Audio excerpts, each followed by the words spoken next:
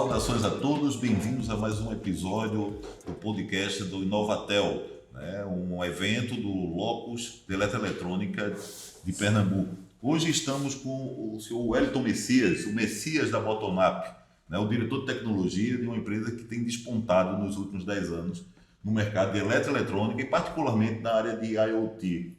Muito obrigado, Wellington, por ter recebido o nosso convite. Seja muito bem-vindo. Agradeço mesmo pelo convite, né?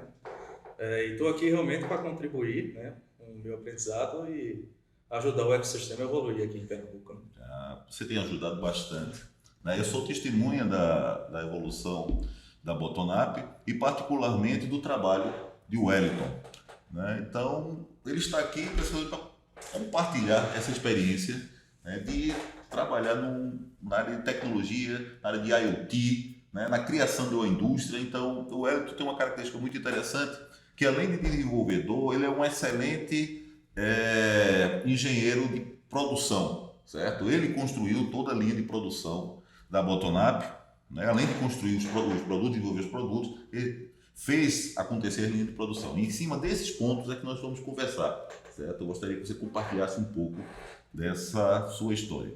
Como eu tive o privilégio de acompanhar uma boa parte, eu vou poder trigar esses pontos. Mas antes de mais nada, Wellington, eu queria que você falasse um pouquinho sobre a Botonup, sobre a história da Botonup, né? Como é que vocês começaram, quais foram os produtos, quais foram os desafios, como é que você vê a história da Botonup agora olhando pelo retrovisor?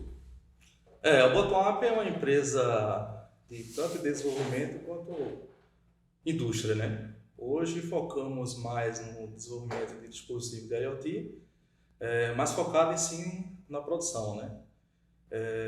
Quebrando aquele antigo histórico que indústria no Brasil e principalmente em Pernambuco não seria viável, né?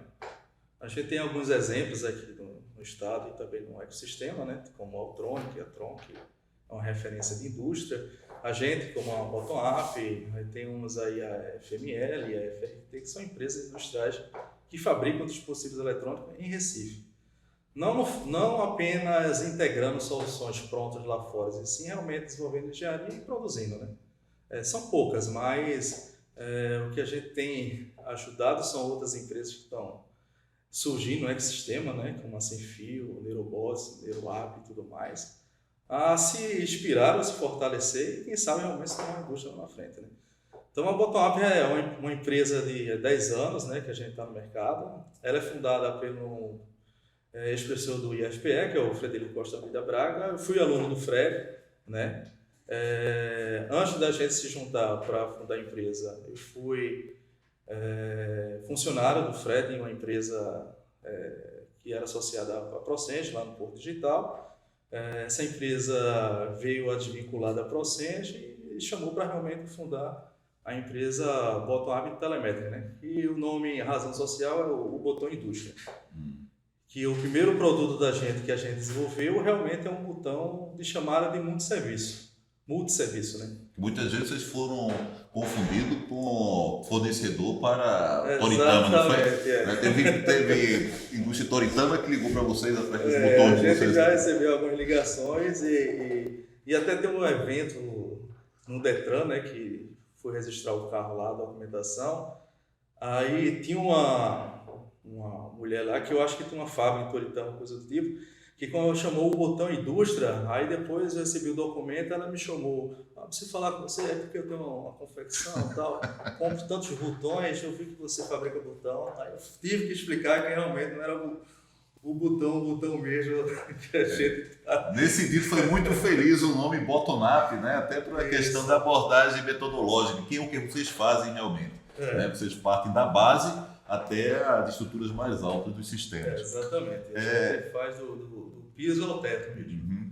Wellington, há alguns anos atrás, tem uma palestra lá no Parquetel sobre os desafios de criar uma linha de produção eletroeletrônica, particularmente no que diz respeito ao fornecimento, né? Na época, você compartilhou com outros pequenos empresários, pequenas startups, né, como seria a compra na China, né, quais seriam os desafios, né? Você, inclusive, né, já naquela ocasião estava começando a estudar mandarim. Estou sabendo hoje que você está plenamente fluente, né?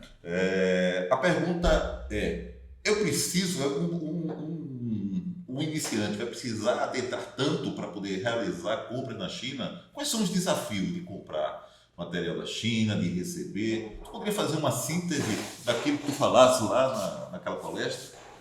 Hoje está bem melhor esse cenário, né? Antes já a gente importa faz mais o quê? Mais de 8 anos, entendeu? Importando da China para viabilizar os negócios, né? Porque eu lembro muito bem como a gente estava começando a produzir os produtos e a gente usava a Mose como referência, né?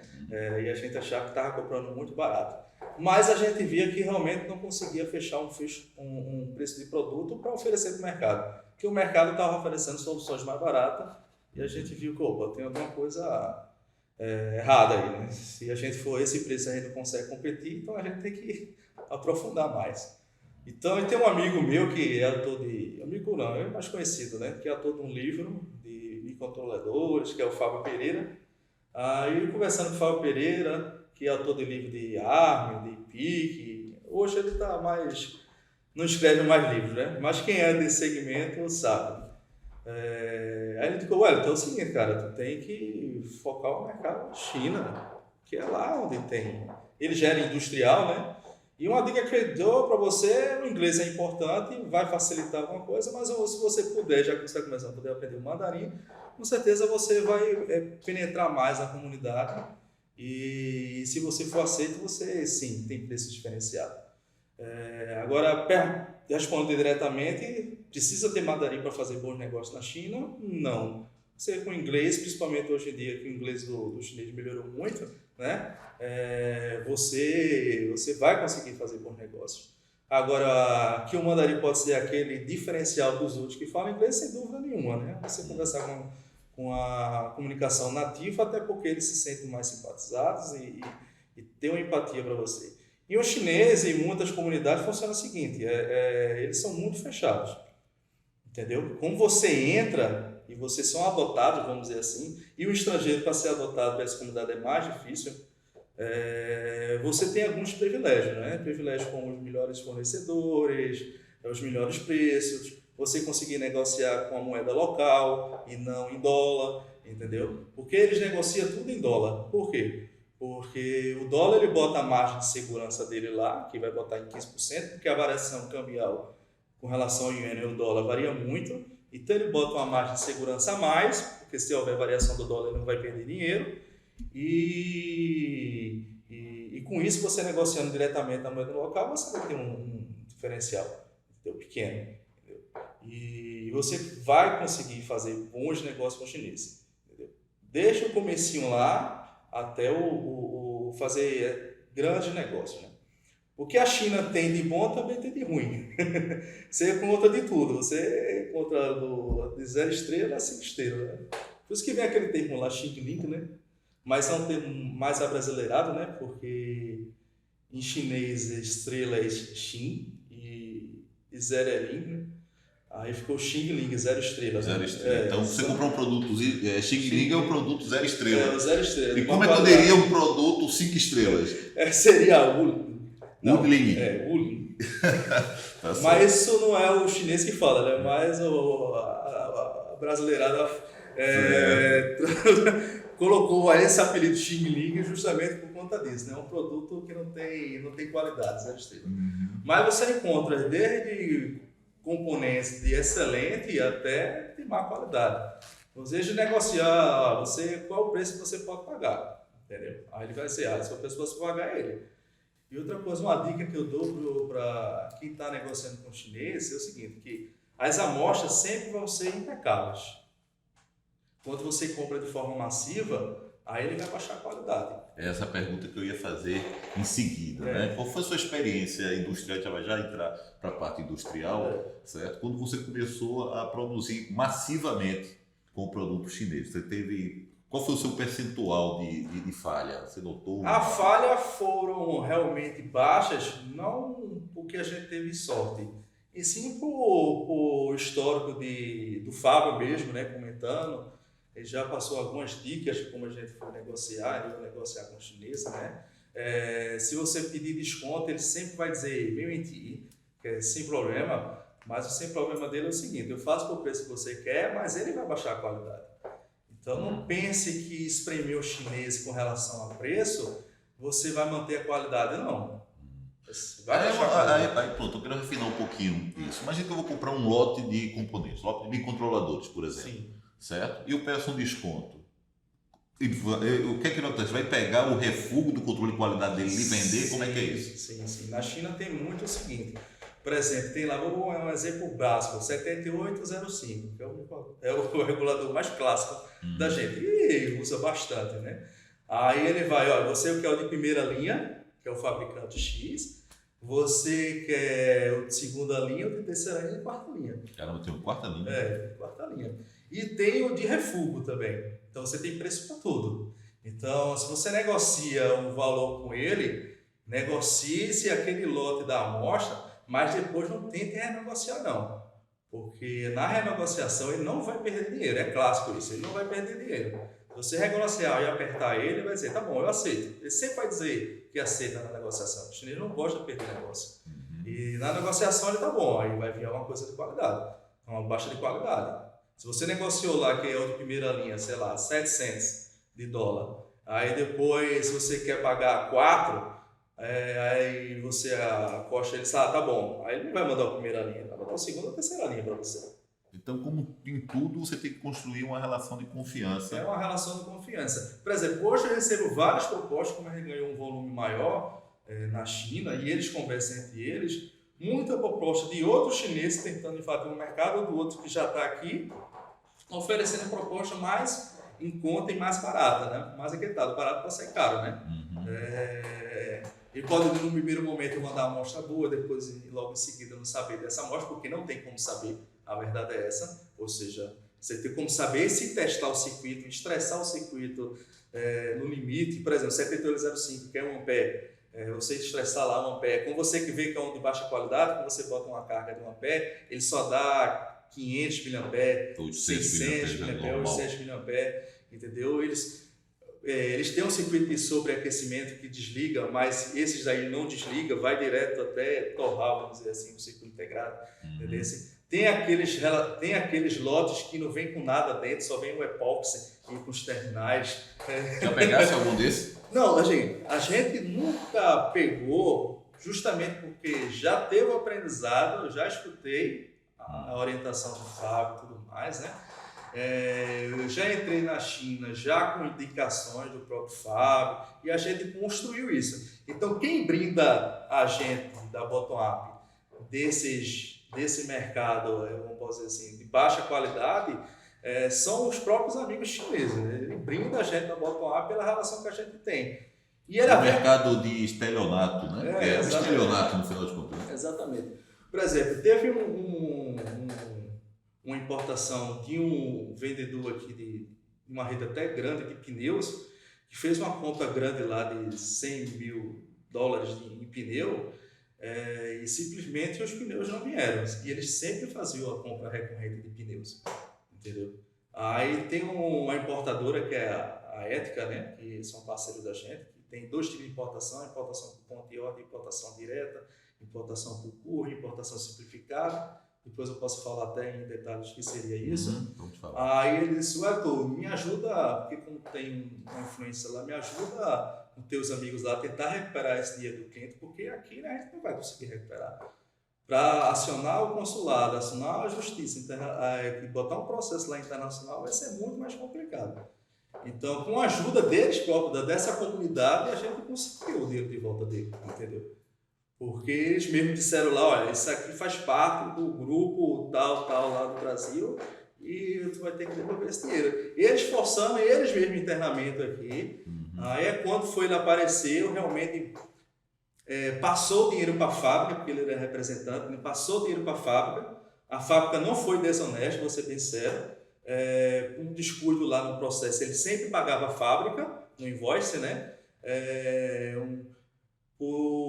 Ganhou a confiança aqui do fornecedor aqui em Recife. No invoice que veio, ele mudou a conta bancária, como já tinha uma confiança, o empresário aqui pagou na outra conta bancária e simplesmente ele não atendia telefone, entrou em contato com a fábrica direto. Foi um golpe. Foi um golpe. Entrou em contato com a fábrica direto e falou, não tem nenhum pedido não. Ah, mas eu fiz os depósitos, não manda o depósito, o SWIFT, né, que é a Transação Internacional, porque se foi feito, a gente vai ver aqui e vai arcar um pedido, que era uma empresa séria de pneus. Aí realmente, aí foi onde ele identificou que não foi feito para a empresa mesmo. Aí a fábrica disse, olha, infelizmente esse funcionário aqui foi descontinuado na empresa. O máximo que a empresa foi pedir desculpa, porque realmente eu não tinha que fazer nada, e que realmente foi um erro na empresa local do Brasil não estar atento à conta bancária. Então, umas coisas que a gente fala, que está começando a importar e como começar a aumentar o volume, sempre cheque se a conta bancária que você está pagando é a conta bancária do invoice da emissão da sua nota fiscal internacional, vamos dizer assim. Se você vai lá que a fábrica é XT Genzen alguma coisa e na conta bancária aparece outra empresa de Hong Kong, principalmente em Hong Kong, aí você não faça. Então, fechando esse tópico e para o seguinte, que é correlacionado também, o conselho que você daria hoje para quem quiser expandir comprando da China primeiro, tomar muito cuidado. Também, segundo, sim. Estabelecer um bom relacionamento. Exato. Não é isso? Tá? E aí o terceiro que você falou, eu estou antecipando porque eu assisti a palestra do Pactel, né? A questão do envio, o transporte. Você tinha feito algumas críticas na ocasião sobre o envio em container, o envio por via aérea, você tinha feito algumas considerações. Isso. Né? Tu podia refinar isso, compramos, né? Tomamos as devidas precauções e tal, e agora vamos escolher como é que a gente vai receber isso. Se vier por navio é mais barato, demora mais, mas é mais barato. Se vier por via aérea, vai ser consideravelmente mais caro, mas chega mais rápido, né? Sim. Como é que foi a experiência da Botonap nessa coisa? E o desembaraço alfandegário? Pode falar um pouquinho sobre isso? Então, hoje você tem várias modalidades de importação, né? Tem a importação courier, que é a importação até $3.000, que ela oficialmente é destinada para trazer amostras e pequenas quantidades de lote para ensaios de qualidade, outra coisa. Pela legislação não é permitido você fazer a comercialização a título de revenda e industrialização, embora que o pessoal faz e passa e tudo. Mas possa ser que realmente você, eu tenho até $3.000, eu não preciso ter uma licença de importação que é o que a gente chama do radar, né? Então vai dar tudo certo. O fiscal pode realmente, se ele olhar que aquela mercadoria, ele pode classificar ela como para industrialização e você vai ter que mudar da importação por courier para importação formal, né? Então hoje a gente tem a importação por courier, tem a importação formal tanto por container quanto aéreo, né? A importação simplificada, que é aquela que a gente usa muito na AliExpress, né? Pelos correios. Dá para fazer protótipos, isso é uma coisa que eu acho que a Botonap ainda faz, né? Faz. Que tem você só paga só os 60% lá de imposto, né? Na importação explicada pelos correios. Mas isso não é só pessoa física, a Botonap teria que pagar de qualquer forma, né? Porque estava inclusive eu acho que uma das vertentes do governo é fazer a cobrança, né? Até aqueles $50. Eu mesmo, fazendo produto, com pessoa física, $50, né? Consegue comprar componentes tranquilamente, sim, né?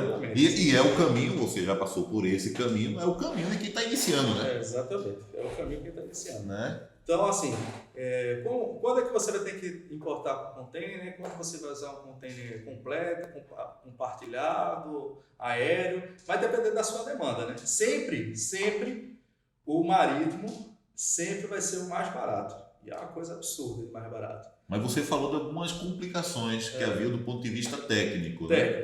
Por exemplo, o marítimo, se você vai trazer componentes, eletrônicos, máquinas no marítimo, como realmente ele passa ali no mar, realmente de um país para o outro, ele vai realmente passar ali por um lugar que realmente vai ter um índice de oxidação muito alto. Então, se o exportador de lá não tomar alguns cuidados, como embalar vácuo, embalar bem a sua máquina, embalar bem os componentes eletrônicos, na verdade eles vão chegar oxidados. Já teve essa experiência de trazer uma importação marítima, como chegar aqui os terminais da SMD do Capaço e está tudo oxidado. Então inviabilizar a solda dos componentes eletrônicos, entendeu? Fora o tempo, que é bem maior, né? Então a gente usa o seguinte, como é componentes críticos e componentes que não estão embalados a vácuo e tudo mais, e que tem uma criticidade mais em relação à qualidade, a gente traz realmente aéreo, entendeu? Como a gente não tem estoque para o ano todo, aí a gente, geralmente os componentes eletrônicos, a gente usa a modalidade aérea formal, usando os incentivos fiscais que existem no nosso estado, né? Tem alguns incentivos fiscais, você pode fazer uma importação que a gente chama de ponto e ordem. Essa é uma importação que você precisa ter o radar. Hoje é bem simplificado, né? Na pandemia, essa digitalização. Você consegue tirar um radar com um certificado digital de pessoa física em um dia. Vai lá no Syscomex, se preenche lá e você já está habilitado para importar até $50 mil. A parte de despachante também foi bastante simplificada. Antes o pessoal cobrava no mínimo salário mínimo. Mas hoje você tem empresa como a DHL fazendo um despacho aí de R$400, R$600. Entendeu? Então, você tem sempre que contratar um despachante, você não pode fazer todo o processo dentro da empresa. Não. Importação formal, você sempre vai ter que ter despachante. Até mesmo importação direta, importação por conta e ordem. O que é importação por conta e ordem? Eu contrato uma trader, no caso pode ser a Ética, pode ser outras empresas, que ela vai importar para você, mas com o seu nome. Então ela faz todo o trampo de importação, entrega para você e onde ela ganha nisso? Existe um incentivo em Pernambuco que significa o seguinte, o imposto de ICMS por conta e ordem é só 5%. Se eu fazer uma importação direta é 18%. Então entre 5% e 18% está a margem dele. Aí ele faz o seguinte, assim, e é legal isso, né? Eu importo por conta e ordem para bottom-up, de vez de você pagar os 18%, você vai pagar 12%. Entendeu? Porque eu vou pagar 5 e essa diferença aí vai ser o meu trabalho de desembaraçar, de fazer a coleta da mercadoria, de me entregar. A comissão, né? É um comissionamento. Perfeito. Entendeu? Então é bom para os dois lados. Bom para a minha empresa, porque eu estou importando com imposto a menor e estou me creditando de 18%, né? E bom para eles que realmente estão com esse incentivo prestando serviço às outras empresas. Naquela palestra mesmo que a gente deu, muitas empresas ali não estavam importando e depois disso começaram a importar. E importar com a Ética, né? Também, por exemplo, a Sem Fio, ele nunca tinha importado, começou a importar.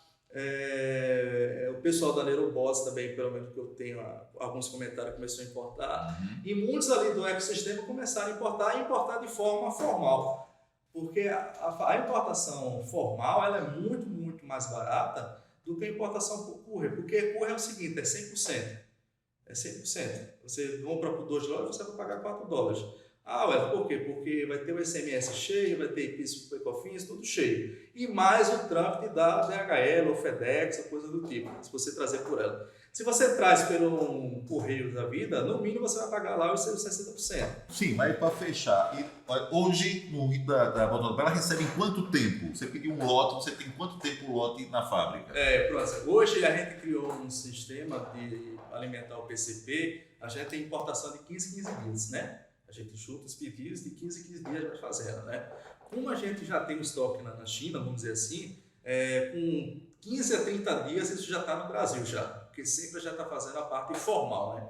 Aí, só não é mais, era muito mais rápido antes da greve dos auditores, mas ainda está de greve, não sei como vai resolver isso, a gente foi bastante prejudicado, saiu até uma matéria no Jornal Nacional com relação a isso, a gente foi bastante prejudicado, mas se for realmente, por exemplo, a DHL está com uma modalidade de importação excelente, porque agora ela tem, abre aspas, um aeroporto próprio. O que significa isso? Significa que a mercadoria chega, não vai para Viracopos, para lá a DHL ter acesso à documentação e começar o processo de desembaraço.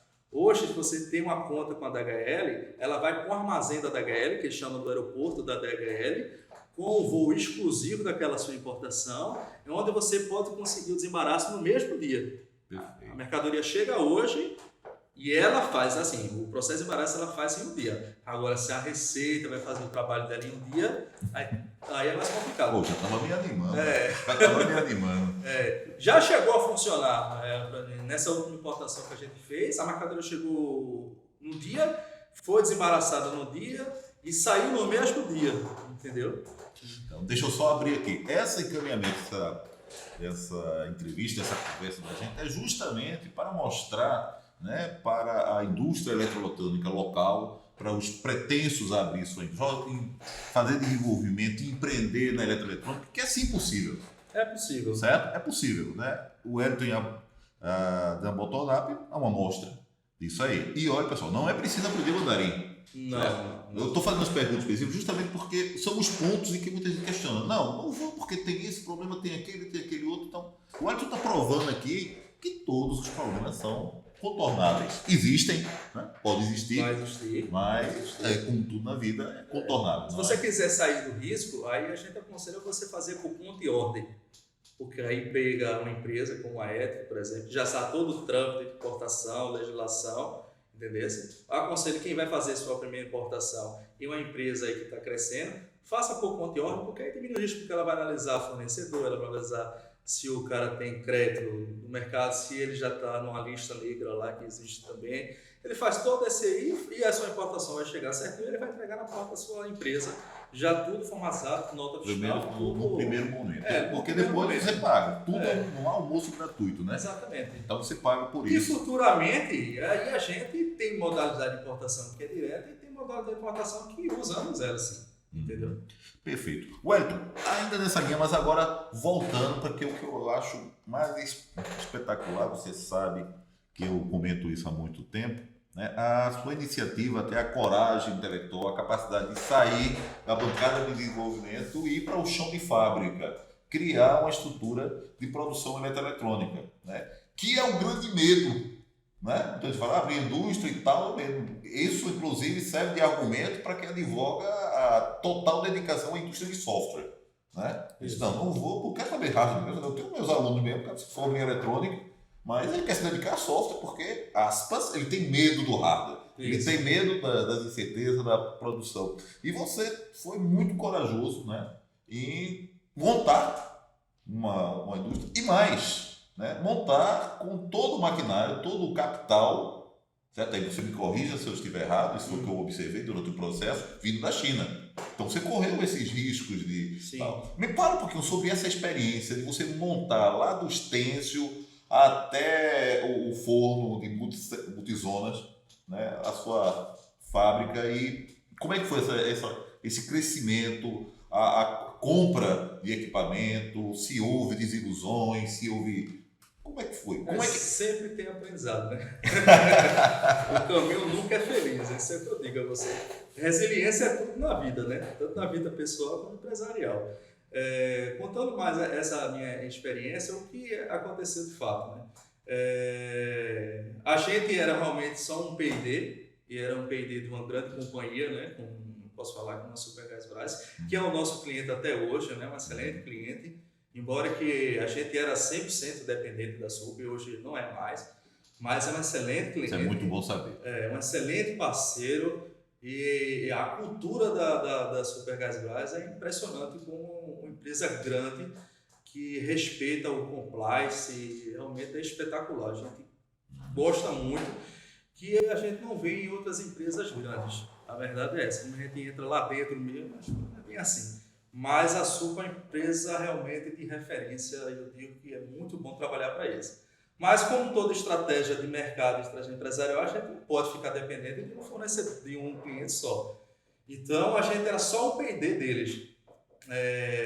Não porque deles, é porque realmente tinha demanda e é o que tinha. Mas vocês produziam, você era produzir para eles também. Mas é o que aconteceu, né? A gente começou a produzir para eles, tinha lá a fonte P&D, e um dos primeiros equipamentos a ser produzidos, que foi o Tutão, foram produzidos em uma fábrica em Campinas, entendeu? Ali onde veio o start, que a gente participando lá para a formação de preço, aí a gente viu, se eu reduzir 12 centavos de dólares aqui, quando eu multipliquei por tanto, eu tenho tanto, entendeu? Aí eu e o Fred disseram, a gente tem que começar a fabricar essas coisas, porque a gente viu que é onde a gente vai ganhar dinheiro. Embora que hoje as pessoas sempre tenham aquele pensamento, e eu não acho errado, mas não serviu para a gente, que o que vai ganhar dinheiro mesmo é a pesquisa, desenvolvimento e royalties.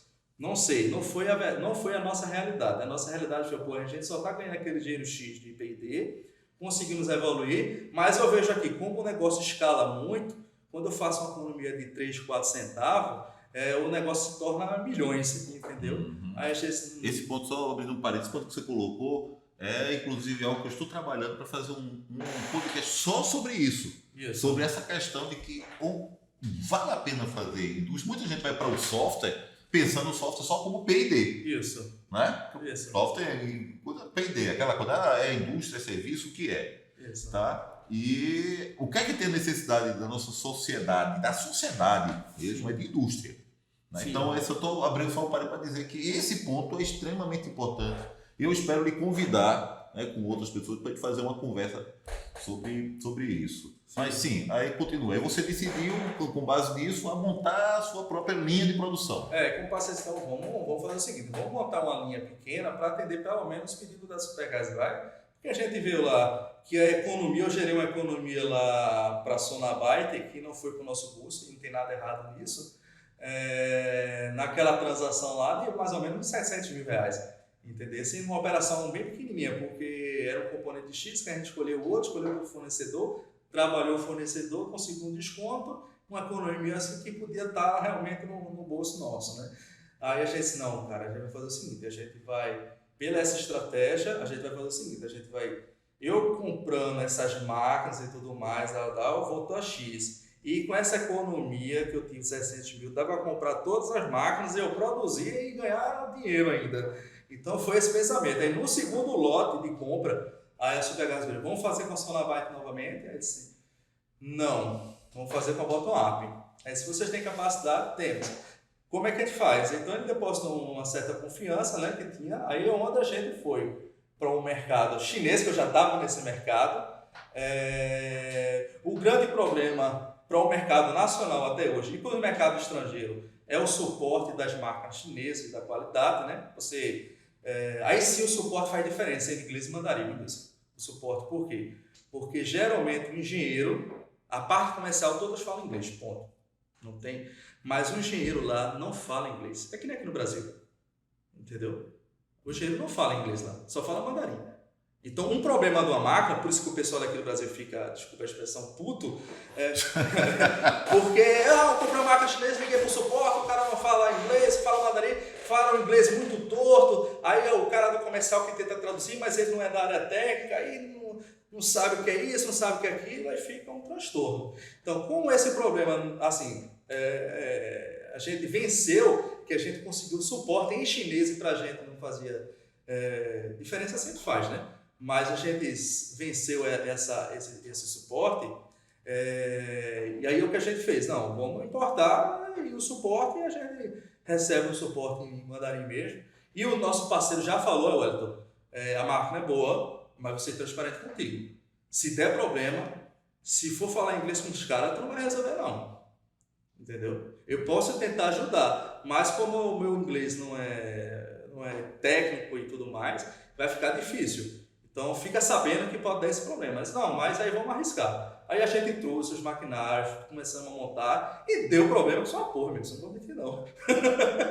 Hoje você tem toda a sua linha Fabril, toda, made in China e funcional, sem problema. Sim, com toda a indústria tem problema. Sim, mas você tem problema de qualquer... Mas eu consigo ter a minha fábrica funcionando com toda uma unidade Fabril chinesa e com a qualidade, eu até digo, eu consigo dizer, com o suporte melhor que eu teria com a empresa... Locais, né? Representantes locais. Né? Locais com certeza mesmo, isso não tenho dúvida nenhuma, entendeu? Porque infelizmente local, o suporte, a Bottom-up, até em desenvolvimento tudo, foi uma característica nossa desculpa a expressão, não garantir muito com suporte local. Primeiro, porque a gente atende direto com a fábrica pelo preço diferenciado, então o suporte na fábrica não tenha dúvida que é bem melhor.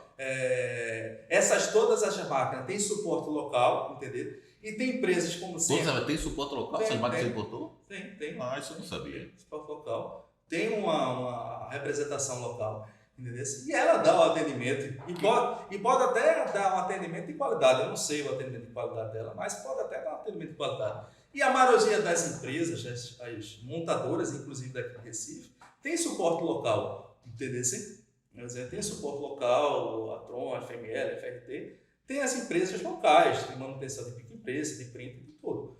Mas aí, para aquele segmento, e também como toda unidade, como todo negócio, eles têm que ganhar dinheiro também, as empresas locais. Então, se cobra o preço da visita, de uso honorário e tudo mais. Como a gente tem um corpo técnico, que a gente mesmo faz manutenção nas máquinas, aí se torna uma coisa bem mais barata.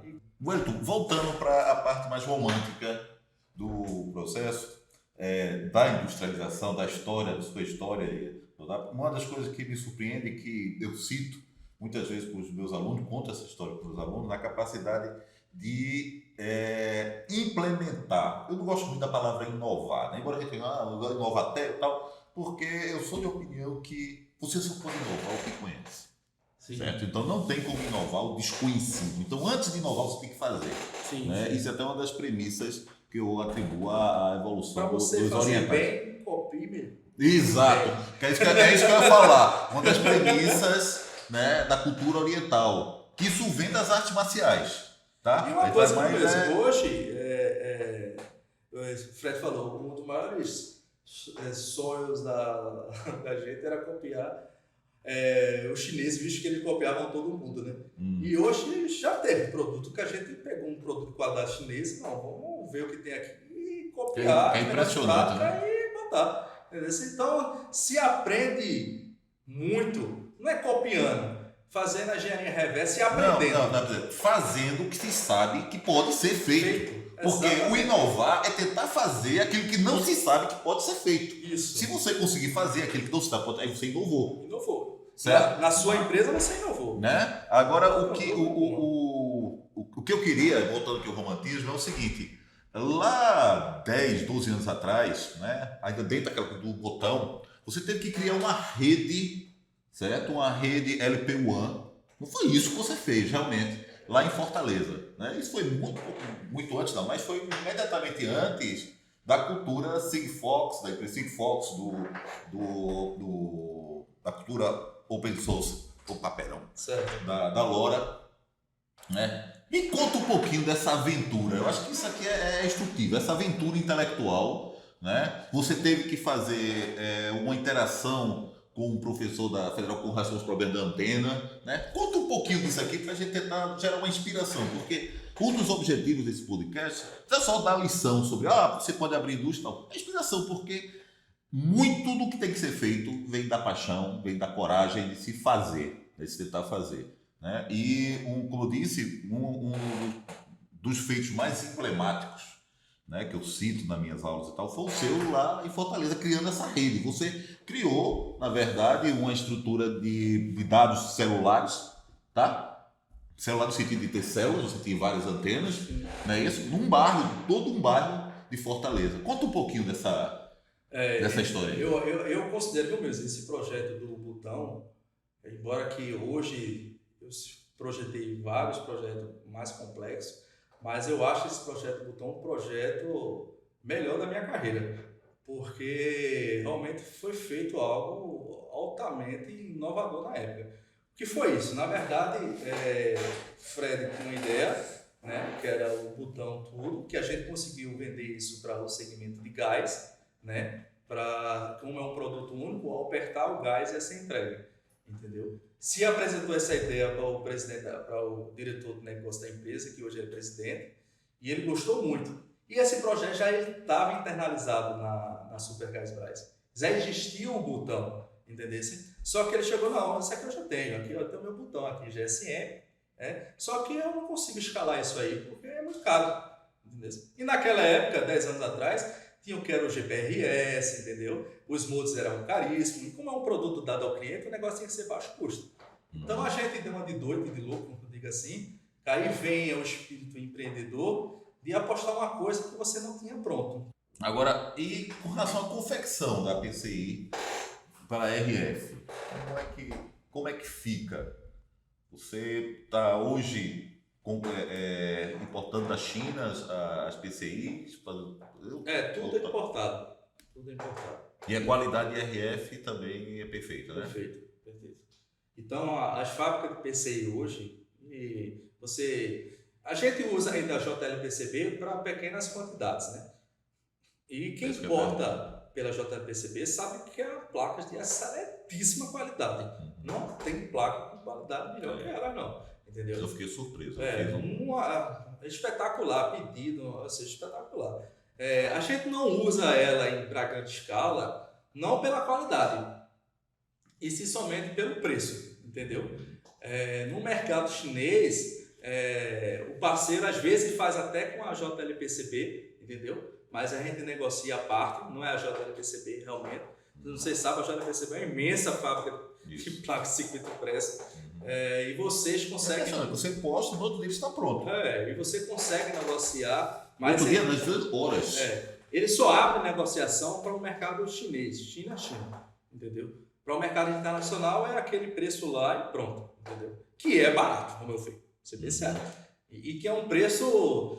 Quem não tem escala no Brasil e que tem até uma escala razoável de 5.000 unidades por mês, é um preço praticamente imbatível. Entendeu? Não tem. Eu ia te perguntar. Então, não Preço temos e qualidade. perspectiva de uma indústria de PCB no Brasil poder. Eu acho, assim, infelizmente, qual a empresa aqui no Brasil que chega a um nível de qualidade para alguns tipos de projetos, né? Por exemplo, a gente está usando já encapsulamento 0201.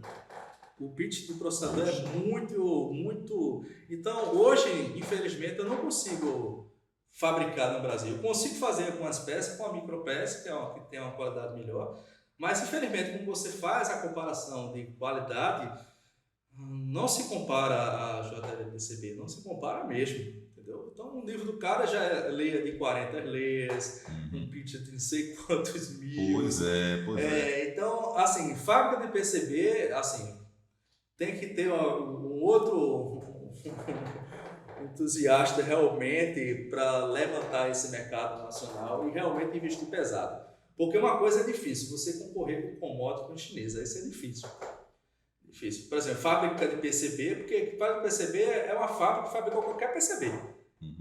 Qualquer desenho, né, vamos dizer assim. Sim. Aí vai ficar difícil assim para o empresário brasileiro concorrer com o nível de qualidade deles. Porque também só tem rentabilidade se ele tiver volume. Ele fecha lá um lote que ele vai colocar lá o seu lote ou vários pedidos no se você numa placa. Não sabe, eu acho que eu posso até compartilhar esse vídeo da própria filmagem lá. Como chega um arquivo na lâmina do FR4 lá, vários projetos, o 4C, o 5 não sei o quê, sim. Faz a arte e como sai tudo de uma vez que ele consegue ele entregar em 24 horas. Por isso que sai tão rápido, porque ele está esperando só completar. Completar a lâmina, aí completou a fuma, aí o processo todo gerencial e automatizado, ele vai, chega na expedição, já dispara a entrega. Não, eu já fiz um projeto que eu mandei, eu pensei, eu posso melhorar tal coisa, mas eu já tinha pedido, eu já sempre, tem uns 5 minutos eu recebi uma mensagem para o LPCB dizendo, não, você não pode mais mudar porque já entrou em produção. Já entrou em produção, entendeu? Então é muito excelente qualidade. Placa eu acho difícil para o mercado nacional de placas. Pode existir um mercado nacional e tem um mercado nacional para atender placas de baixa complexidade. Que tem muitos projetos aí, entendeu? Mas mesmo de baixa complexidade você ganha, ainda é vantagem. E que é vantagem, porque baixa complexidade você tem muito mais segurança na qualidade. Eu fiz a pergunta porque quando você faz um trabalho de alta integração e com RF, a placa é muito crítica. Isso. É muito crítica. Né? E é o que hoje é o produto da Botonap. Né? Então, e é o produto que muitos querem, pensam na inovação de entrar. Sim. Não é isso? Por isso que eu fiz a pergunta, mas então é China. É China. Não tem para onde correr, é China. E o que vocês usam, que você sabe que é a comunidade maker, é a JLPCB, e meu conselho continua usando, porque a qualidade é excelente, o serviço é excelente Não, mas a nossa preocupação aqui do Locus, como educador, tem uma interface com a comunidade maker, mas o objetivo do Locus é justamente, se tiver essa comunidade, deixar de ser maker para ser empreendedor mesmo, para poder ter coisa. Para fechar, né, já está chegando o tempo sem deixar de passar a tarde toda, vai pela hora do almoço, a tarde toda conversando aqui. Olha, a gente começou a conversar até em off antes da gravação sobre o chat GPT, né, sobre o GPT-4. Você colocou aí a sua experiência com relação ao uso de tradução do mandarim, né? Mas me diga, em termos de pessoal e desenvolvimento, como é que está sendo?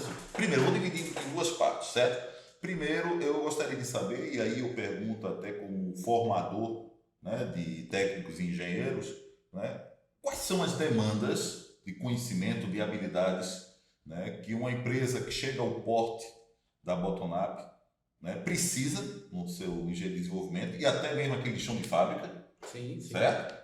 Tá? Porque eu preciso de um jeito de um técnico no chão de fábrica, Sim. não é um apertador de parafuso, né? Não é uma pessoa, um curioso, até alguém que tem uma formação técnica, certo? Ele tem que entender quando você fala de um determinado tempo, eu falo o porquê de fazer alguma coisa, né? Quais são as demandas que empresas como a Botonup têm, certo? E o que está sendo suprido e o que é a carência no mercado? Qual a experiência que vocês têm? No momento seguinte, a gente pode falar sobre a parte de desenvolvimento e o impacto do GPT-4. Mas me diga aí, hoje, o que é que você espera de um técnico, o que é que você espera de um engenheiro e que você não necessariamente está tendo? O mercado realmente é carente, né? Tanto de técnicos de chão de fábrica, né? Eu falo de operador de máquinas e tudo mais, no segmento da gente, porque o que aconteceu? São pessoas que já trabalharam nessas empresas e elas giram entre elas, entendeu? Por exemplo, eu tenho um funcionário que trabalhou na FRT, que está comigo, que foi patrão, que foi para a FML, então eles terminam girando em torno deles. Teve uma ação até de vocês, né? Foi uma ação muito boa, que a gente até terminou contratando 2 pessoas, que foi aquele treinamento lá do PET, né? do PET do SMD. Isso. Entendeu? Fez um PET em operação SMD, que foi executado pelo professor Arquimedes. Que em destaque a gente contratou que foi o Danilo, que foi uma excelente contratação. Ele entrou sem saber, desculpa a expressão, de nada, entendeu? Mas como eu costumo dizer, a pessoa que faz a sua formação, ele se dedicou de tal forma que eu disse, pô, esse cara em 2, 3 meses virou uma excelente aquisição.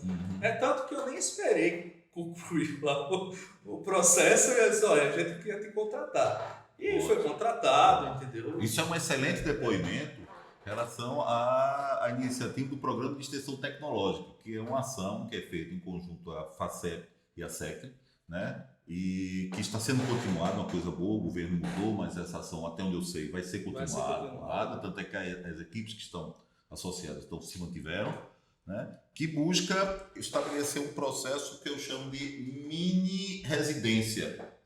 Uma coisa que eu coloquei para o Carmelo na ocasião, disse, rapaz, o projeto é espetacular, mas, poxa, 4 meses só é pouco. Porque como é o PET? A gente tem uma demanda, a gente vai para a empresa e diz, qual é a sua demanda? O que é que você precisa para resolver uma missão? Tem uma missão que você precisa de pessoal qualificado. Então, isso. Então, a gente monta um treinamento de 1 mês, porque é assim que está o modelo do PET. Um treinamento de 1 mês e tem 3 meses de imersão do aluno dentro da empresa. Tá? Então, é uma imersão, uma pequena residência. O que eu propus sempre, estava lá com o Carmelo, rapaz, vamos expandir isso aí, vamos fazer 3 meses de treinamento, tá? E 9 meses, uma gestação, tá? A imersão que seria 1 ano. Não é uma especialização de fato, você poderia realmente fazer. Então, é uma sugestão que eu reforço, né? Queria até ouvir sua opinião sobre isso, porque nesse caso você identificou logo, né? Também resultante do trabalho espetacular que o professor Arquimedes fez. Isso. Né? O professor Arquimedes fez um trabalho. Porque é aquela coisa, a gente tem muitos valores, como você citou, alguns colegas que estão no hardware, que até então, para muitos, eram desconhecidos. Aí tem muitos valores na academia também. Tem. Certo? Então, assim, há um preconceito, né, de se pensar, eu até brinco, é um preconceito de se pensar que o acadêmico, todo ele, tá certo? É um sujeito teórico pouco produtivo. Tá? Isso por lado dos empresários. Né? E por lado dos acadêmicos, pensar que todo empresário é um meganha que só pensa em ganhar dinheiro, não faz nada que não seja por dinheiro. Né? E você, Wellington, é um exemplo. Eu trouxe aqui para um exemplo, aquela paixão, né? Uma coisa de inovar, de fazer a coisa. Então, bom, foi muito bom esse citar, porque a gente faz um pouquinho dessa divulgação. Os 2 trabalhos que foram feitos, né, que foi um da parte de operador de SMD e tecnologia de SMD, e a parte de desenvolvimento de layout, se destacou lá 2 pessoas, que ao meu ver já é um sucesso do programa. O programa que você faz, que também garante um sucesso de 2 pessoas, para mim você já atingiu o objetivo. O outro programa que tu falou fui eu que coordenei. Então, o professor Arquimedes teve uma contribuição excelente, e você também teve uma contribuição excelente, porque realmente trouxe profissionais que estavam ali, que a gente não sabia da competência, a gente como indústria, e vocês trouxeram, e tanto que a gente acolheu e colocou para dentro da empresa. Não, eu me lembro. E é o que falta hoje seria realmente a formação. Hoje existe uma carência muito maior de desenvolvimento de hardware, entendeu? Aí eu não sei se é o mercado que é pequeno, entendeu? Ou se for formar um mercado para que as pessoas se tornem interessadas nisso, né? Porque hoje a formação não, eu vou focar em desenvolvimento de software, desenvolvimento de software. Porque a demanda realmente até local é muito maior, entendeu? São várias empresas de software. Empresas de hardware são muito pequenas. E a gente tem uma carência muito grande na parte de contratação de mão de obra para desenvolvimento de hardware. Hoje eu só tenho uma vaga aberta há 3 meses e não consigo fechar essa vaga. Sou desenvolvedor de hardware. Desenvolvedor de hardware. Quando se fala em desenvolvedor de hardware, você está falando, na verdade, hardware e firmware, né? O desenvolvedor de hardware, no mínimo, um bom programador lá em C, que tem um conhecimento lá, um básico avançado lá em Arduino, hoje para mim já é uma excelente aquisição. Porque aí se molda dentro da empresa, né? E se a pessoa for apaixonada realmente pelo que ele faz, aí vai ser realmente espetacular. Certo? Inclua aí projeto de PCI, né? PCB, PCI. PCB, PCI, né? Também, né? É importante. Mas é uma deficiência tanto na Bottom-up como outras empresas do ecossistema, ter pessoas disponíveis para o hardware. O que aconteceu na pandemia foi que muitos talentos nossos foram tirados, né? Mas também a gente não critica, o processo normal. Tirados como? Na verdade, o pessoal foi para software para trabalhar com a cultura remota, né? Com a cultura remota. Por exemplo, eu perdi alguns colaboradores que ofereceram empresas de fora, disse, olha, eu te pago X, né? Tu trabalha remoto e essa cultura do home office realmente, e as pessoas toparam, entendeu? Hoje eu acho, assim, uma opinião minha, que vai chegar uma situação que vai dar problema. Eu conheço pessoas que estão trabalhando para 3 empresas de home office, entendeu? E consegue ser produtivo para as 3? Não, assim, ao meu ver, isso vai dar problema. Isso é um super saiyajin mesmo, né? Mas não dá. Eu tenho o meu irmão que trabalhava comigo, que trabalha numa grande empresa de software hoje, ele disse, Wellington, o home office funciona, mas para aquelas pessoas que são disciplinadas. Eu tenho na minha equipe excelentes pessoas, entendeu? Excelentes pessoas. Mas como toda equipe, eu tenho aquela equipe que eu acho que o cara tá dormindo, pô. Ele vai trabalhar, ou ele tá dormindo, ou ele tá com 3, 4 empresas contratadas nesse segmento de home office. Porque a gente vê que as entregas dele não são quase nada, entendeu? E ele tá com olheiras. Não é quase nada. Nas reuniões a gente pede para abrir a câmera, o cara só entra com a câmera fechada, entendeu? Se inventa desculpa. Vocês estão trabalhando, tem não, pessoal em home office? O depoimento dele, né? Que está coordenando a equipe de perdão. Uma empresa grande, né? Então é tanto que a empresa tomou uma ação aí, que foi até isso que a gente vai entrar nessa ação, né? Que a empresa é o seguinte, as pessoas que não estão na produtividade, que algumas são geralmente que está começando júnior, sênior, tudo plena, mais lá, a gente vai fazer o desligamento e vocês vão com o ChatGPT-4 aí e ganhar a produtividade dessas pessoas. Você levantou a deixa agora. Você tinha falado em off, antes de começar o podcast, né, que você já tinha seus programadores júniores. Tenho meus pagando júniores, $20 por mês. Fala um pouco dessa tua experiência aí. Eu vou falar como o Wellington é empresário, né? Sim, não é isso como aí. Um acadêmico e nem como um profissional de software. Você pode até ser bem bombardeado com isso.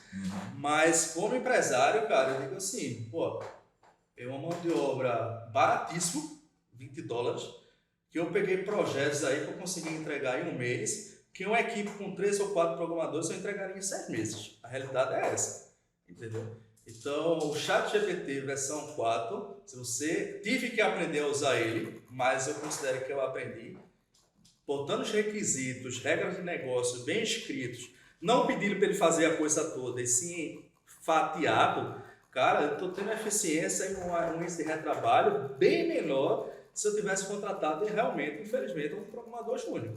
Então pode ser um modelo futuro de recursos humanos, de gestão de recursos não humanos, né?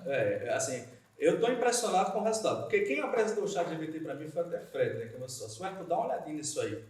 Aí vamos lá, testei, Aí comecei a testar mais, tudo mais, trabalhar mais.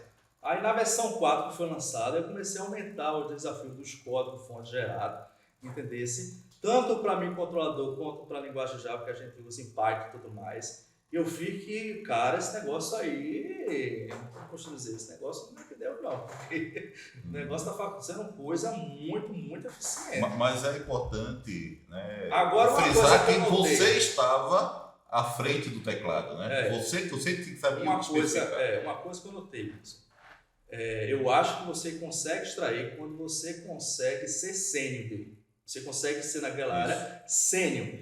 Eu acho que um júnior, um pleno, vai ser um desafio muito grande a partir de agora. Porque um sênior consegue extrair. Por que o sênior? Porque o sênior, o ChatGPT não consegue assemblar a solução toda, não. Ele não consegue entregar a solução toda. Não. E ao meu ver vai demorar um pouco ainda para entregar essa solução toda. Mas uma pessoa sênior, ela consegue pensar o todo e consegue fragmentar esse todo e consegue para ele fazer essas partes meio fragmentadas. E ele faz muito bem. Aí a gente entra naquele paradoxo do futuro eminente, que é o seguinte, hoje nós temos sênior, certo? Porque você tem suas horas de programação lá atrás que não tinha nada disso. Não tinha nada disso. Então você tem a visão sênior. Eu tenho a minha visão sênior, tenho né? Quem tem mais de 30 anos, certo? Tem uma visão sênior, tá? Mas como é que eu vou ter esse sênior se eu não tenho mais espaço para o júnior, para o cara passar pelo júnior? Né? Como é que vai ser isso? Vai ser um desafio. A gente vai ter que treinar júnior para se transformar em sênior, para ele poder usar as ferramentas de inteligência artificial para desenvolvimento. Ou então apostar de que a ferramenta vai se tornar sênior, hiper plus, né? Que uma coisa é certa, isso eu garanto. Se você hoje eu uso realmente o ChatGPT 100% do dia. E as empresas de programadores que não usar, ao meu ver, está perdendo tempo e dinheiro. No ponto de vista empresarial, está perdendo muito dinheiro. É interessante, eu estava conversando contigo, porque evidentemente que eu não fiz a assinatura, né? Não pago $20, só pedi do professor, não posso me dar esse luxo, né? Então eu testei a versão livre e aí eu vi alguns problemas de geração de biblioteca, gerar os códigos, fazer referência a dependências que não existiam, entendeu? Isso então eu estava com essa visão. Quando você falou, eu fiquei realmente surpreso. Ou seja, ele não entrega um código que você copiar e colar e funciona. Por isso que tem que ter a visão do sênior do outro lado.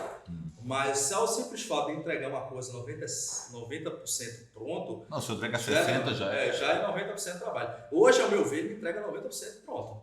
Certo. As coisas que eu preciso fazer ali são poucos ajustes, entendeu? Regra de negócio, ele entrega praticamente 100% pronto, entendeu? Se eu modelar direitinho, então está mais o sênior passar a forma como se pergunta e a forma como você modela a situação, o problema, ele consegue entregar uma coisa muito mais próxima do final. E realmente, nessa carência que teve de profissionais nessa área de desenvolvimento, pelo mercado realmente aquecido, para a bottom-up, ela caiu nesse momento, porque eu perdi, sei lá, 2 programadores, entendeu? E eu tinha uma entrega para entregar no X-Tempo. Se eu não tivesse o ChatGPT hoje, eu não entrego isso. Então, você demanda outro por ChatGPT Engineer, né? Por alguém que seja o operador de ChatGPT. Né? Se você tivesse alguém que fosse operador de ChatGPT, você contrataria de pronto. Ou seja, e assim, ao meu ver, eu acho que isso não tem volta, não. Claro que os caras que são programadores fanáticos, são religiosos, vão meter pau, mas assim, eu no ponto de vista como empresarial, que é uma solução para resolver um problema em curto intervalo de tempo, apresentar para o mercado, para ter um retorno de investimento e pagar realmente o meu ecossistema, no ponto de vista empresarial, é uma excelentíssima ferramenta, entendeu? Porque eu tenho programadores, posso dizer hoje que eu tenho uns 5 5, 6 programadores júniores de excelente qualidade, que me entregam resultados Custando $20 por mês. custando $20 por mês. Que me E entregam, não se achando explorados, né? Claro, é uma visão um pouco capitalista, mas de fato o que ele entrega hoje, de código-fonte que ele entrega hoje, ele entrega mais do que um programador júnior, não tenha dúvida nenhuma. E ele erra menos do que um programador júnior, erra muito menos. Até a questão da declaração de variáveis lá, padrões de projeto, alguma coisa lá, se você pede para fazer um júnior, faz aquela coisa meio tosca e tudo mais, ele já entrega no padrão certo, não tem a maturidade. Agora é isso que você falou, tem um desafio para o acadêmico, para meus e para os outros professores, como vão formar esses novos profissionais para o mercado, entendeu? Como vai fazer esse júnior se transformar no sênior? Não. O grande desafio vai ser convencer o sujeito que ele tem que ter o conhecimento do júnior, tem que ter o conhecimento da base. Para poder operar o chat. Porque vai chegar um momento lá que ele vai dizer assim, eu faço o quê agora? Porque não vai ter resposta para tudo.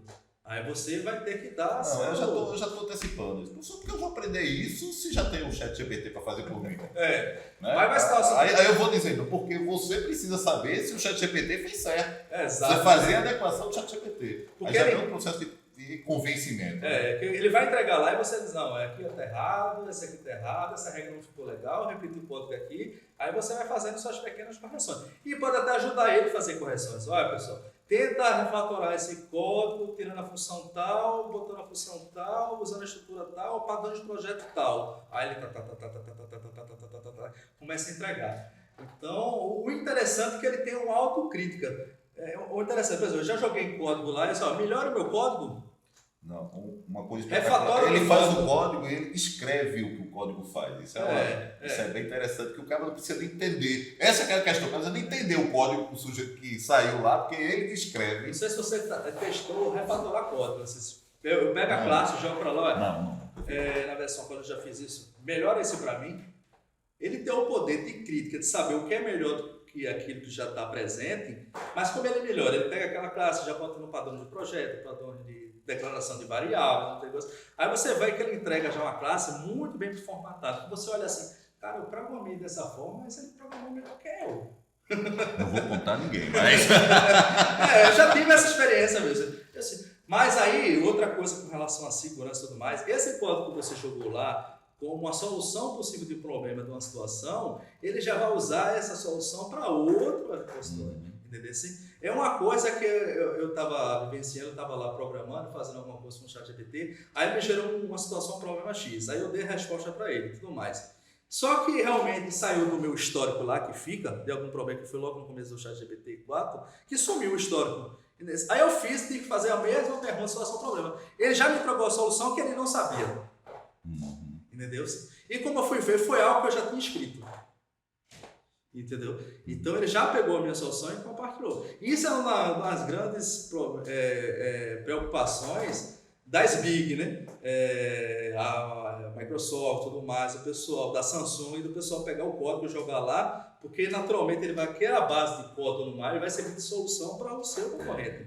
Entendeu? Não, é a questão do código, na verdade, são os algoritmos, né? Isso. Que vai pegar isso nos algoritmos. Vai pegar do código, lá está o algoritmo. Aí, quem perguntar, ele joga para lá. Quem perguntar, ele joga para lá. Quem perguntar, ele joga para cá. Entendeu? Então, realmente, foi uma mudança. Aí eu acho que é o assunto mais comentado, né? Nas redes sociais e nas discussões e tudo mais. A Itália proibiu. Aquela coisa. É como o Jevu Salimari, né? Um filme lá de quem tem... Lá da década de 80, né? Que foi polêmico e tal. Por ser polêmico, chamou a atenção e o filme era porcaria. Mas isso aí bombou. Fica discutindo muita coisa. Realmente a gente incorporou em 100% na empresa o ChatGPT 4. Entendeu? Não só na área de desenvolvimento. A gente está pensando na área de tomada de decisão da empresa. Entendeu?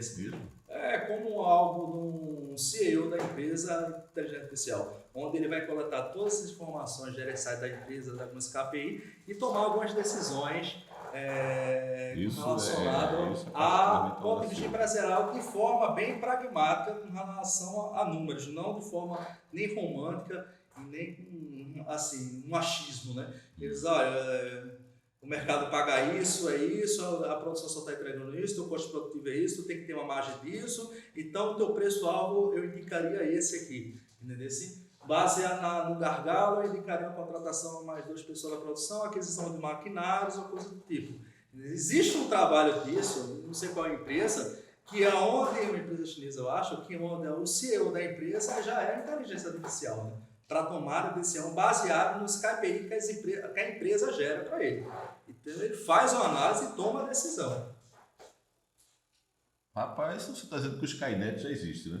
O cara tá bem próximo. Tá bem próximo. Hoje, além da programação, eu uso o ChatGPT para responder meus e-mails.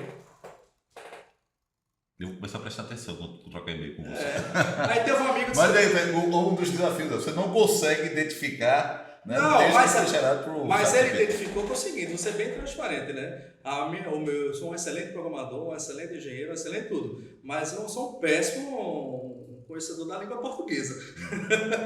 Então ele disse, ué, não foi tu que respondesse esse e-mail não. Mas por quê? Porque tá muito formal e muito bem escrito. Ele ligou para mim, olha, não foi tu que respondeu esse e-mail não, cara. Porque tá muito formal e tá muito bem escrito e com as informações bem tudo detalhada, sistematizada, com começo, meio e fim, com conclusão e tudo. Cara, não foi você que respondeu. E de fato não foi eu que respondi, entendeu? Essa pessoa, olha, ChatGPT, responda esse e-mail, tá, base, eu tenho essas informações. Ele, pá, aí sugira um e-mail de resposta. Então, a experiência da Botonap é que já não tem demanda mais para desenvolvedor júnior e secretário executivo. Secretário executivo. E tradutor de tradutor do mandarim. Bom, se mandarim é bom, imagina o resto, né? Se mandarim é bom, imagina o resto. Eu fiquei impressionado com a tradução do mandarim, sinceramente. Porque se usava a tradução do Google, de mandarim para português, e não era bom. Você não entendia nada, a verdade é essa. Mas eu tive a experiência. Mas se você pegar a experiência, pegar a versão 4 lá e pegar um texto em mandarim e pedir para conversar em português, caramba, eu fiquei impressionado. Você ficou... Excelente. Bom, o Wellington está excelente, está muito bom, né? Como disse, a gente corre aqui direto, mas tudo tem que ter uma finalização. Então, eu gostaria só de ouvir umas palavras finais tuas sobre esse trabalho que está fazendo, o Locus. A Botonap faz parte do Locus, né, do hub do Locus. Né? Então, como é que você vê, como empresário, né, essa ação do Locus, né? essa questão de existir, primeiro de existir o Locus, né, e essas ações? Como é que você vê? Pode, quando eu faço pergunta, traz sugestão, pode criticar, eu bato. Você realmente, como já dei esse depoimento, né, realmente existe uma carência de profissionais na área de desenvolvimento, na área da indústria focada na eletroeletrônica, né? Geralmente os profissionais circulam entre as empresas locais e a gente teve uma experiência de 2 contratações do Locus, né? Então foi uma experiência válida, porque a gente pegou uma formação acadêmica, foi uma formação ali pontual para aquela finalidade X, feita por você, por professor Arquimedes, entre outros que colaboraram, apresentaram o conceito de residente, né, que é aquele conceito de usado em medicina, né? O pessoal vai lá aprender, entendeu? Passa um tempo prático lá com os profissionais sêniores daquela área da empresa e sempre, pelo menos nessas 2 experiências, alguém se destacou, entendeu? Só o fato de alguém se destacar entre daquele grupo de 6, 7 pessoas, para mim eu considero já um sucesso do programa, entendeu? O que a gente precisava realmente ter mais essa ação, né? E ter mais pessoas querendo isso, né? Porque também é um ponto... Tem pessoas que foi 2 ou 3 dias, depois não foi mais. A gente tem um grande problema, como eu falei no início, que é a questão de fazer com que o hardware seja tão sedutor como o software. O software.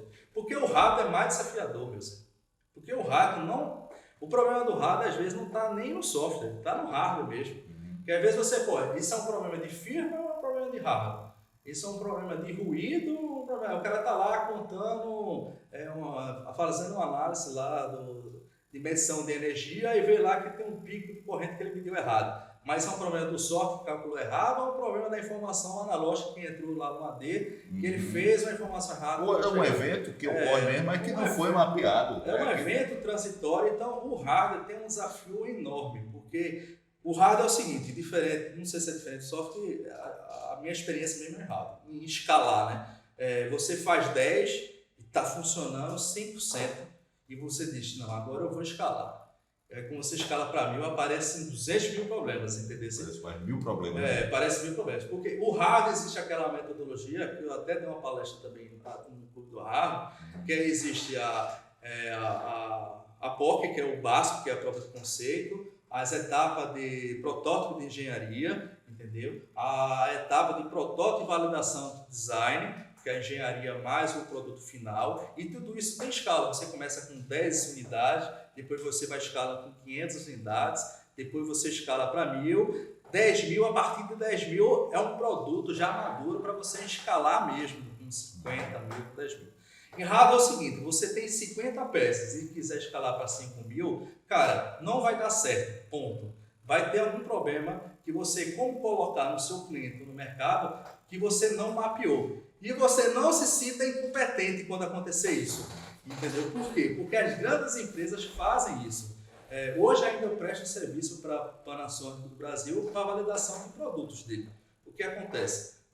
Antes de lançar um produto, por exemplo, agora, recentemente, uma geladeira X no mercado, eles falam, eu preciso que você, na sua região, isso também baseado com o André, né, que é ex-Panasonic, que fez esse laço aí, eu preciso que na sua região você venha aí 3 ou 4 clientes para protótipo, para teste do lote de engenharia. E a gente escolhe, é impressionante mesmo com uma empresa gigante como a Panasonic, com uma quantidade de engenheiros muito tops, um conhecimento histórico grande de fabricação, todos os lotes que ele mandaram na fase de ensaios de lote de engenharia, todos eles apresentaram pequenos problemas, eles apresentaram.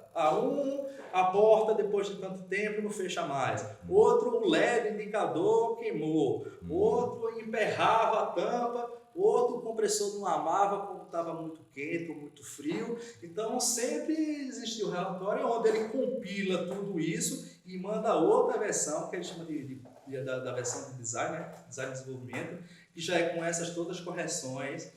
E quando não é encontrado nenhum problema nos avaliadores, aí ele pega, capsula e libera para a linha de produção. Está liberado agora para produzir em escala. Então, se as grandes empresas fazem, e as grandes empresas têm um corpo técnico muito forte, e assim como as grandes empresas também têm engenheiros e têm histórico de aprendizado, que isso é muito importante, dá problema, cara, não é você que fez o seu primeiro produto que não vai dar. Vai dar problema sim. Vai entrar água, vai ter interferência eletromagnética que vai interferir, que vai travar seu microcontrolador, que o seu microcontrolador vai fazer uma rotina, mas como recebe um negócio X, não vai fazer mais, vai parar de funcionar. Tem N fatores externos que você realmente só vai conseguir colocando na sua aplicação real. Não, Wellington, mas existe aquelas metodologias de desenvolvimento que você tem que fazer os ensaios de AMI, tem algumas normas internacionais. Sim, essas normas ajudam você realmente a mitigar esse risco. Mas não dizer que realmente o seu produto está pronto para ir no mercado. O produto só está pronto no mercado quando ele é testado no mercado, não é um mercado que eu falo econômico, né? Estou falando no mercado, num campo onde ele vai ser... no domínio de aplicação. No domínio de aplicação, no domínio da aplicação. Se é um equipamento para ambiente industrial, para ler alguns parâmetros industriais, ele tem que ser testado ali onde ele vai trabalhar a sua vida, toda a sua vida. Um ambiente ali. Se é um ambiente que tem que trabalhar em água, que tem que trabalhar com alta concentração de umidade, gases tóxicos e tudo mais, ele tem que ser testado ali. Os ensaios laboratoriais servem para você diminuir esse risco, mas não livrar eles. É muito bom, foi muito bom esse seu depoimento, porque eu encontro muitos alunos que eles fazem uma simulação no Proteus ou outro simulador, eles estão, tá pronto, o projeto é uma maravilha, tá aqui, pronto. Não, bem assim. Não vai funcionar. Se eu disciplina de prototipação, olha, isso aqui você só simulou. Então, simulou. As ferramentas de simulação são importantes, excelentes ferramentas, porque ali você já consegue encontrar muitos problemas. Você fazer uma análise de frequência, você fazer uma análise do próprio código foto rodando, é uma excelente ferramenta. E usamos também essas ferramentas. Mas ela não resolve 100%. Não, na verdade a simulação lhe permite visualizar tudo aquilo que está no seu controle, que seria o seu erro. O seu erro. que podia ser o seu erro. Isso, Mas esse não é a o seu sua ignorância, é a ignorância de algum elemento que tem no sistema que você não está par e não pôde, então, preparar o sistema para aquele E elemento. para quem está começando e fez um projeto na arriscada e não está eletrônico, fica questão, acontece com todo mundo. Inclusive com as grandes empresas. E com os grandes engenheiros e com os grandes projetistas. Exatamente. Olha aí, então. Entendeu? Então vai acontecer, ou seja, eu costumo dizer. Se não aconteceu, fique muito preocupado, porque ele vai acontecer quando tu escalar num nível mais alto. Não, eu costumo brincar com isso. Se não está acontecendo é porque você está iludido. Aconteceu, está acontecendo e você ainda não percebeu. Então, quando você perceber, isso faz com que as pessoas de hardware tenham um pouco de medo, porque é o seguinte, software quando tem um problema, você coloca uma nova versão lá num app lá da loja da Google e da loja da Apple e se atualiza tudo de forma remota e você não tem um custo. Se você tem um problema, se você manda 5 mil, 10 mil dispositivos e você viu que o capacitor que está faltando lá de filtro de alguma coisa der problema, você realmente vai ter que fazer um recalque de 10 mil dispositivos. Você tem que vir para a fábrica, fazer o recalque de 10 mil e voltar. Prejuízo. Isso quebra uma empresa, na prática é isso. É verdade. Quebra uma empresa. Pois é isso, muito obrigado, Wellington, um grande abraço. Vou lhe dar já um abraço de fato, mas encerramos por aqui. Pessoal, muito obrigado. Fiquem atentos à nossa próxima edição.